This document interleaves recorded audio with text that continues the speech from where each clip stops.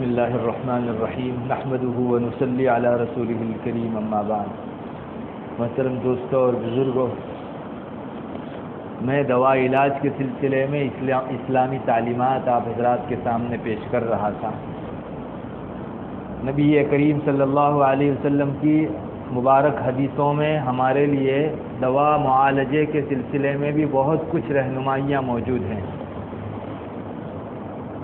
اس سے پہلے والی مجلسوں میں نے آپ کو بتایا کہ اسلام دوا علاج کی اجازت دیتا ہے، بلکہ پچھلی مجلس میں نے علماء کے حوالے سے آپ کو یہ بات بھی بتائی کہ ہمارے علماء نے کتابوں میں لکھا ہے کہ دوا علاج کرنا اچھی نیت سے مستحب ہے، کیونکہ نبی کریم صلی اللہ علیہ وسلم بھی دوا علاج فرماتے تھے۔ ہاں، اللہ کی تقدیر سے اچھا ہوں گا، یہ بات انسان کو اپنے ذہن و دماغ میں رکھنی چاہیے۔ بار بار مختلف حدیثوں میں نبی کریم صلی اللہ علیہ وسلم نے بھی اسی طرف توجہ دلائی ہے امت کو۔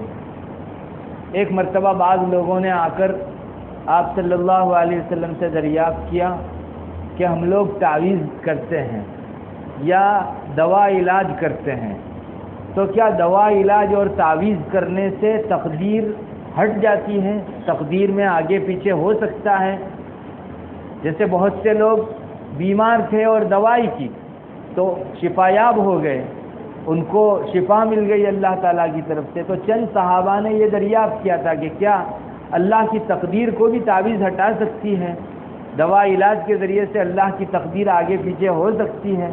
تو آپ صلی اللہ علیہ وسلم نے جواب میں فرمایا کہ دوا علاج بھی تو تقدیر ہی کا حصہ ہے، یعنی آپ کے لیے اللہ نے شفا لکھی ہو تو سبب کے طور پر یہ بھی ساتھ میں لکھا ہوگا کہ اسے علاج کی توفیق ہوگی، فلاں علاج کرے گا اور جب جا کے یہ اچھا ہوگا، شفا یاب ہوگا۔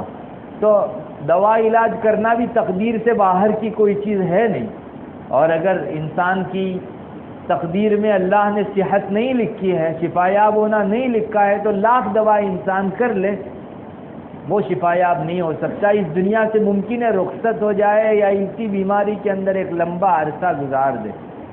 تو آپ صلی اللہ علیہ وسلم نے اپنی حدیثوں میں امت کو یہ بھی سکھلایا کہ آپ دوائی کرتے ہیں تو اللہ کی تقدیر پر بھروسہ نہیں ہے، ایسی بات نہیں، بلکہ وہ بھی تقدیر ہی کے ماتحت ہے۔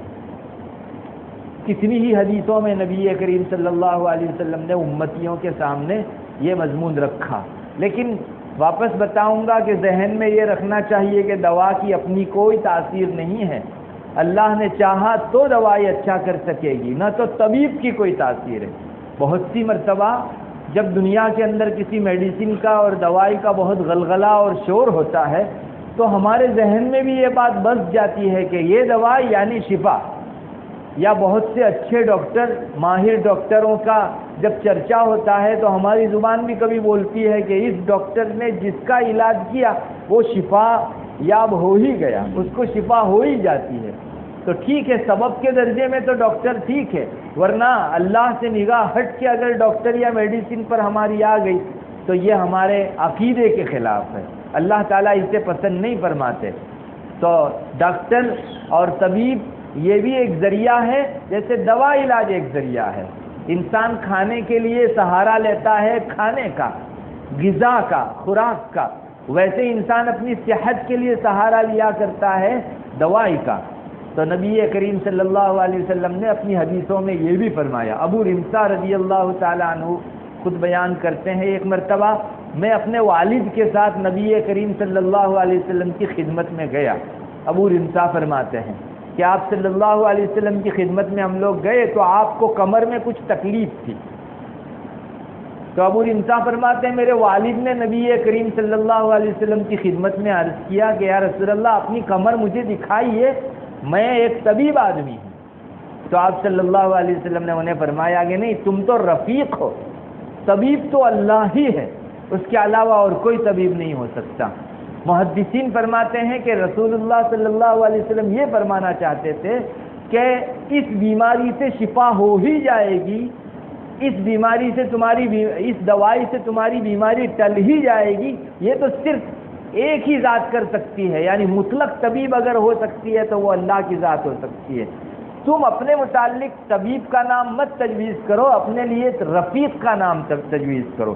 تم دوسرے پر رحم و کرم کرتے ہو، شفقت کرتے ہو اور اس کو اچھا کرنے کی کوشش کرتے ہو، مگر تمہارے ہاتھ میں نہیں ہے کہ تم علاج کر کے اس کو شفایاب بنا ہی سکو۔ طبیب مطلق تو وہ ہے جس نے دوائی دی اور سامنے والا اچھا ہوا ہی ہوا۔ تو انسان کے لیے آپ صلی اللہ علیہ وسلم مطلق طبیب کا نام استعمال کرنے کے بھی روادار نہیں تھے۔ یہ عقیدے کی اصلاح مقصود تھی۔ اگر آپ کسی ڈاکٹر کو آج طبیب کہہ دیں تو شریعت میں منع نہیں ہے، مگر آپ ایک عقیدے کی اصلاح فرمانا چاہتے تھے کہ مطلقاً طبیب علی الاطلاق کوئی آدمی کوئی ذات طبیب ہو سکتی ہے تو وہ اللہ کی ذات ہو سکتی ہے جس میں دوا کے بعد شفا یابی کے اندر کچھ دیر نہیں۔ آج کا ایک بہت ماہر سے ماہر ڈاکٹر بھی اگر دوائی کرے گا تو وہ 100% یقین کے ساتھ نہیں کہہ سکے گا کہ اس دوائی سے اس کی بیماری اچھی ہونی ہے۔ کتنے ہی ہمارے معاشرے میں ہم واقعات دیکھتے ہیں، کوئی بہت اسپیشلسٹ ڈاکٹر کے پاس گیا جس نے کبھی کیس نہیں بگاڑا تھا، لیکن یہ کیس اس کی وجہ سے بگڑ گیا کیونکہ اس کے ہاتھ میں چیز اللہ نے رکھی ہی نہیں ہے۔ اس لیے نبی کریم صلی اللہ علیہ وسلم اس کی اصلاح فرماتے تھے۔ خلاصہ یہی ہوا کہ ہم کو دوا علاج کی اجازت ہے، البتہ ہمارا عقیدہ درست رہے، اس بات کا خیال ہمیں رکھنا چاہیے۔ اب ہمارے اکابرین میں سے بہت سارے لوگوں کے واقعات ہم کو ایسے ملتے ہیں کہ ان کے سامنے جب درخواست کی جاتی تھی کہ حضرت آپ دوا علاج کراؤ تو منع کر دیتے تھے کہ مجھے دوا علاج کی ضرورت نہیں، حضرت طبیب کو بلائیں، مجھ کو طبیب کی ضرورت نہیں ہے۔ تو پھر وہ کیوں دوائی سے بھاگتے تھے؟ اللہ کے نیک دل بندے امام غزالی رحمۃ اللہ علیہ نے فرمایا کہ بزرگوں کے حال الگ الگ ہوا کرتے ہیں، وہ کبھی کبھی اللہ پر رضامندی اور توکل کے اتنے بلند مقام پر رہتے ہیں کہ وہ ظاہری اسباب کو بھی اختیار کرنا چھوڑ دیتے ہیں۔ ہم میں سے ہر آدمی یہ نہیں کر سکتا۔ اللہ کے نیک بندے بغیر غذا کھائے ہوئے کئی دن رہتے ہیں، تو ان کی حالت دوسری ہے، عام لوگوں کے لیے احکام دوسرے ہیں۔ تو اللہ کے جن نیک بندوں کے بارے میں یہ کتابوں میں واقعات ملتے ہیں کہ انہوں نے دوائی نہیں کی، طبیب بلائے جانے کی درخواست کرنے پر نہ کہہ دیا کہ طبیب اسی نے تو مجھے بیمار کیا ہے، منع کر دیا کرتے تھے۔ حضرت عبداللہ ابن مسعود رضی اللہ تعالیٰ عنہ کے متعلق آتا ہے کہ وہ جب آخری مرض کے اندر مبتلا ہوئے تو حضرت عثمان غنی رضی اللہ تعالیٰ عنہ ان کی خدمت میں گئے اور حضرت عبداللہ ابن مسعود رضی اللہ تعالیٰ عنہ کے پاس جا کر، یہ خلیفہ تھے حضرت عثمان رضی اللہ تعالیٰ عنہ، انہوں نے جا کر پوچھا کہ حضرت کیا شکایت ہے، کس چیز کی شکایت ہے، یعنی بیماری کیا ہے، کیا پریشانی ہے؟ تو حضرت عبداللہ ابن مسعود نے فرمایا میرے گناہوں پر رو رہا ہوں، گناہوں کی شکایت ہے۔ اب میں اور آپ ہوتے تو بدن میں یہاں درد ہو رہا ہے، یہ ہو رہا ہے، یہ ہو رہا ہے کہتے، اور حضرت عثمان نے پوچھا بھی اسی نیت سے تھا کہ حضرت کیا پریشانی ہے، کیا بیماری ہے؟ فرمایا میرے گناہ کی پریشانی ہے، یہ بیماری سب سے بڑی ہے مجھ کو۔ تو حضرت عبداللہ ابن مسعود رضی اللہ تعالیٰ عنہ سے واپس حضرت عثمان رضی اللہ تعالیٰ عنہ نے دوبارہ سوال کیا کہ حضرت کچھ چاہت ہے آپ کی؟ تو فرمایا میرے رب کی رحمت چاہ رہا ہوں۔ کیا مقام ہوگا، ایک آدمی بیمار ہے، خلیفہ پوچھ رہا ہے اس کو، وقت کا امیر جو دسیوں طبیبوں کو ابھی ایک اشارے پر جمع کر سکتا ہے، لیکن فرمایا کہ مجھے اگر خواہش ہے، چاہت ہے تو میرے رب کی رحمت کی ایک چاہت رہ گئی ہے۔ پھر حضرت عثمان رضی اللہ تعالیٰ عنہ نے حضرت عبداللہ ابن مسعود رضی اللہ تعالیٰ عنہ سے پوچھا کہ حضرت کسی طبیب کو بلاؤں؟ تو دیکھیے جواب میں فرماتے ہیں طبیب لوگوں نے ہی تو مجھے بیمار کیا ہے، یعنی میرا اللہ پر بھروسہ ہٹایا ہے طبیبوں نے کہ میں ان پر بھروسہ کرنے گیا اور اللہ پر میرا بھروسہ ہٹا۔ پھر حضرت عثمان رضی اللہ تعالیٰ عنہ نے ایک اور بات فرمائی کہ حضرت اسلام کا بیت المال جو ہے اس میں اس خزانے میں سے کچھ آپ کے لیے جاری کر دوں، آپ کو کام لگے گا پیسہ۔ آپ کو معلوم ہے جو سرکاری پیسہ ہوتا ہے اس میں خلیفہ کو اجازت ہوتی ہے کہ وہ کسی کے لیے کچھ عطا، کچھ وظیفہ جاری کر دے۔ تو حضرت عثمان رضی اللہ تعالیٰ عنہ کی اس درخواست کے اوپر حضرت عبداللہ بن مسعود نے فرمایا کہ مجھے پیسوں کی کوئی ضرورت نہیں ہے۔ تو حضرت عثمان نے پھر کہا کہ اچھا اپنی بیٹیوں کے لیے کم سے کم رکھ لو، میں دیتا ہوں آپ کو۔ تو حضرت عثمان کے اس درخواست پر حضرت عبداللہ ابن مسعود رضی اللہ تعالیٰ نے فرمایا کہ نہیں، میری بیٹیوں کو کبھی فقر و فاقہ آنے والا نہیں ہے، کیونکہ میں نے رسول اللہ صلی اللہ علیہ وسلم سے یہ سنا ہے کہ جو شخص رات کو سورہ واقعہ روزانہ پڑھتا رہے اس کو مرنے تک کبھی بھی فقر و فاقہ نہیں ہوگا، اور میں نے اپنی اولاد کو تعلیم دے رکھی ہے کہ روزانہ رات کو سورہ واقعہ ہم کو پڑھنی ہے، میری اولاد کے اوپر کبھی فقر و فاقہ نہیں آ سکتا۔ کتنا بڑا مقام تھا حضرت عبداللہ ابن مسعود کا کہ سامنے سے خلیفہ درخواست کر رہا ہے لیکن نہیں. یہی حال اور بزرگوں کا بھی لکھا ہے. حضرت ابو درداء رضی اللہ تعالیٰ عنہ بڑے درجے کے صحابی ہیں, ان سے بھی یہی ایک مرتبہ کسی نے درخواست کی, حضرت آپ بیمار ہیں, کچھ طبیب کو بلائیں. تو فرمانے لگے طبیب نے تو مجھے بیمار کیا ہے, یعنی میرا اللہ کے اوپر سے بھروسہ اس نے ہٹایا ہے, تو مجھے نہیں چاہیے اس آخری بیماری کے اندر کسی طبیب کا سہارا. حضرت عمر ابن عبدالعزیز رضی اللہ تعالیٰ عنہ بڑے درجے کے تابعی ہیں, اور یہی وہ شخصیت ہے جنہوں نے حضرات خلفاء راشدین کا انصاف والا دور یاد دلا دیا تھا. بہت عدل و انصاف والے بادشاہ گزرے حضرت عمر ابن عبدالعزیز رحمہ اللہ. وہ تابعی ہیں, وہ بیمار تھے. ان کو کسی نے ایک مرتبہ پوچھا کہ حضرت کچھ دوا علاج کوئی طبیب ہم لوگ بلائیں اور آپ کے لیے کچھ دوائی تجویز کر دیں. تو فرمانے لگے کہ اگر مجھے معلوم ہوتا کہ میرے یہاں سے کان کی لو تک ہاتھ اٹھانے میں مجھ کو شفا ہو سکتی ہو تو میں اتنا بھی اٹھانے کے لیے تیار نہیں ہوں. یعنی اللہ پر توکل اور رضا بر قضا. آپ کو معلوم ہونا چاہیے تصوف میں ایک مقام آتا ہے, ولیوں کے الگ الگ مقامات ہیں, ان میں ایک مقام ہے اللہ کے ہر فیصلے پر 100 جان سے راضی. تو یہ ایک مقام ہے, بزرگوں کی الگ بات ہوا کرتی ہے. اسی لیے اسلام نے اور نبوی تعلیمات میں ہم پر بہت رحم کیا گیا کہ ہر آدمی کے بس کی یہ بات نہیں ہے کہ اس طرح جواب دے.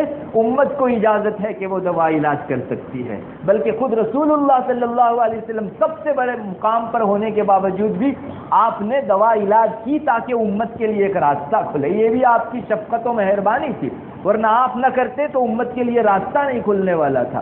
باقی بزرگوں کے احوال بہت عجیب ہیں, ہم لوگ تو تصور بھی نہیں کر سکتے. ابن الحاج نے المدخل میں ایک واقعہ لکھا ہے. ایک بزرگ سے ایک مرتبہ کہا گیا کہ حضرت کیا بات ہے, آپ بڑا استغفار کرتے ہیں. فرمانے لگے میں 40 سال سے استغفار کر رہا ہوں, ایک گناہ مجھ سے ہو گیا تھا. اس پر پوچھا کیا گناہ ہو گیا تھا, تو کہنے لگے کہ ایک مرتبہ مجھ کو کچھ بیماری ہو گئی تو میں نے اس کی دوا تعویذ کی جس سے مجھ کو بیماری اچھی ہو گئی. بس اس گناہ کے اوپر 40 سال سے مسلسل میں توبہ کر رہا ہوں کہ اللہ میں نے تیری ذات پر بھروسہ کرنے کے بجائے کسی اور چیز پر بھروسہ کیا. تو اللہ کے نیک بندوں کے احوال دوسرے ہیں, اور اسلام کی ہم پر بہت بڑی مہربانی ہے کہ اس نے ہم سب کے لیے جو ہے اجازت دے دی کہ تم لوگ نہ صرف یہ کہ دوا علاج کرا سکتے ہو بلکہ اسلام میں اچھی نیتوں سے دوا علاج کرنے کو مستحب تک کہا گیا ہے.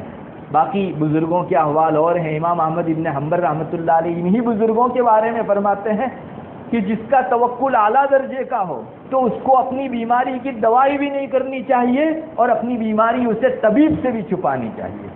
یہ اللہ کے نیک بندوں کے احوال ہے. حضرت سہل تستری رحمۃ اللہ علیہ ان کے حوالے سے بھی یہی آیا ہے. کسی نے پوچھا حضرت کیا بات ہے کہ انسان توکل میں کامل درجے کا کب ہو جاتا ہے, تو فرمانے لگے کہ انسان کو اپنے بدن میں کوئی بیماری ہو جاوے یا مال میں کوئی نقصان ہو جاوے اور وہ اپنی زبان نہ کھولے, بس اللہ کے حضور کہتا رہے, کسی اور کو نہ کہے. یہ ہے توکل کا اعلیٰ مقام. اللہ تعالی ہم سب لوگوں پر مزید رحم فرماوے اور ہمیں اسلام کی قدردانی کی توفیق مرحمت فرماوے کہ اس نے دوا علاج کی اجازت اور استحباب ہمارے لیے ثابت کیا. وآخر دعوانا الحمدللہ رب العالمین.